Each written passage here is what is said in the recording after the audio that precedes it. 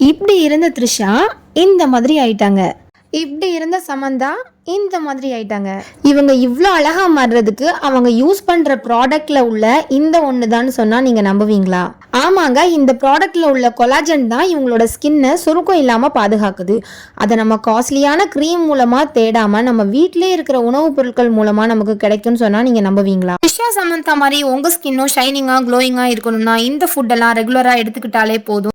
மீன் வகைகள், முட்டையோட வெள்ளைக்கரு, சிட்ரஸ் ஃப்ரூட்னு சொல்லக்கூடிய ஆரஞ்சு, திராட்சை, எலுமிச்சை, அதில் அதிகமாக விட்டமின் சி இருக்குது.